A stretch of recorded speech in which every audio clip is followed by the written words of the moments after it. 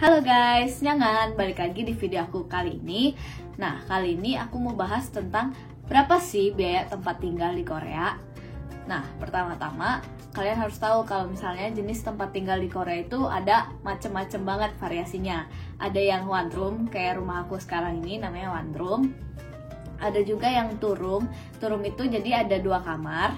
Ada juga yang kayak 1,5 gitu ruangannya, jadi ada 1 kamar terus ada 1 lagi ruangan kayak bisa dipakai buat tempat living roomnya gitu.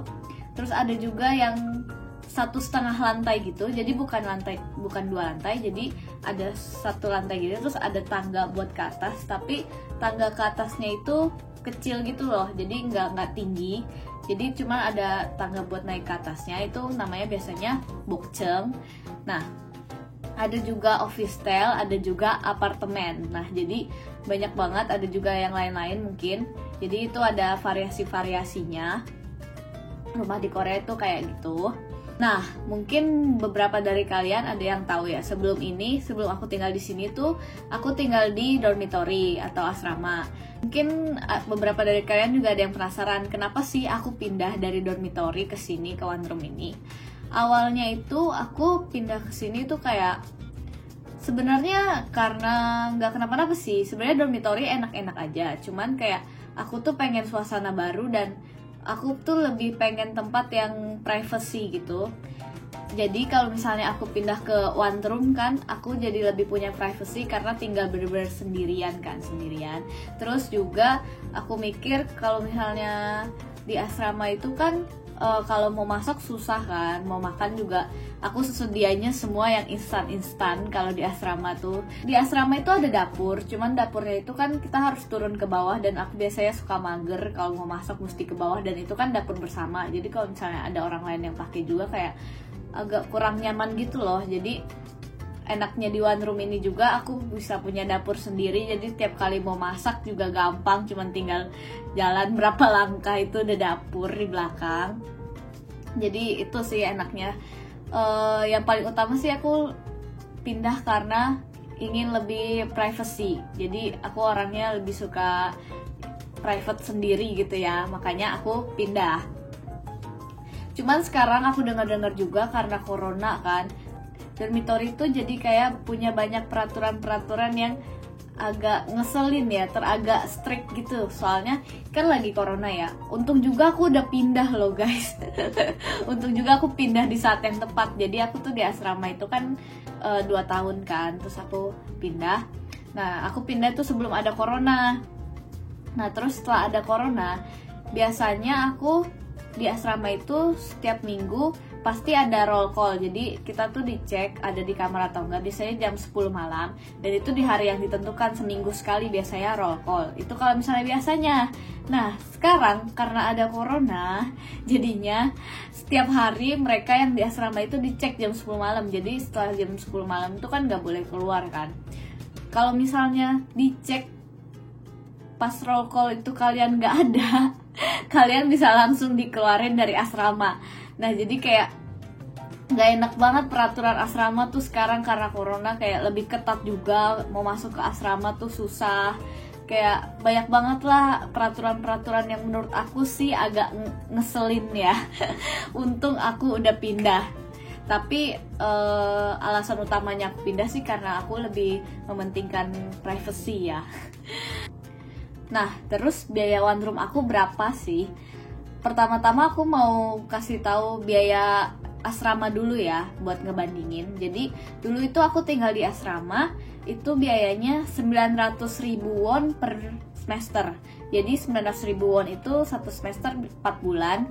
Jadi 900.000 won per 4 bulan. Nah, sekarang kita bahas biaya one room aku yang sekarang ini. Jadi biasanya kalian kalau mau cari-cari rumah itu kan biasanya ke Budongsan kan di sini atau agen properti. Cuman aku tuh nggak ke sana. Aku tuh sewa rumah ini tuh dikenalin sama kakak kelas. Jadi aku dikenalin ke jeepjuinnya langsung atau dikenalin ke pemilik rumahnya langsung, jadi aku bisa dapat harga yang lebih murah. Kalau misalnya kalian cari rumah di Korea pakai Budongsan atau agen properti, itu biasanya bakalan dapat harga yang lebih mahal dari biasanya. Jadi beruntung banget kalau kenal jeepjuinnya langsung, itu bisa dapat harga yang lebih murah. Apalagi kan kayak kakak kelas juga udah kenal gitu kan. Jadi ya dikasih harga spesial lah intinya gitu. Nah, pada dasarnya itu kalau sewa rumah di Korea itu pasti pakai bojenggem. Bojenggem itu apa? Jadi bojenggem itu adalah deposit rumah.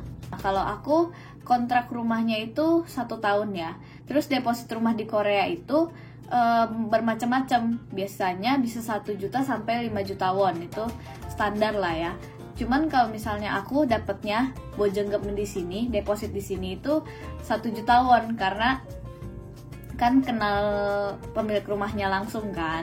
Jadi dikasih lebih murah. Soalnya kalau misalnya kalian cari rumah di agen properti, itu akan rada susah dapat rumah yang depositnya 1 juta, karena 1 juta won itu depositnya menurut aku murah banget. Dan ini kan rumahku areanya kayak area kampus gitu kan, otomatis kalau area kampus dan banyak kayak tempat makannya gitu, itu pasti lokasinya bagus, itu kan pasti harganya lebih mahal ya. Jadi bojenggem 1 juta itu menurut aku murah banget. Dan kalian akan susah banget lah kalau misalnya kalian ke Budongsan, ke agen properti buat dapat bojenggem yang 1 juta itu bakal susah banget. Nah, kalau misalnya mungkin kalian sewanya kayak office style atau kayak apartemen, itu pasti bisa lebih mahal lagi, bisa sampai 5 juta ke atasan gitu bojenggemnya. Nah, untuk wholesale-nya atau biaya per bulannya itu berapa sih? Rumahku itu biaya per bulannya 350.000, udah termasuk biaya maintenance atau walibi. Jadi 350.000 aku bayar per bulan. 350.000 itu di luar biaya listrik dan gas. Jadi biaya listrik dan gas itu bayar terpisah.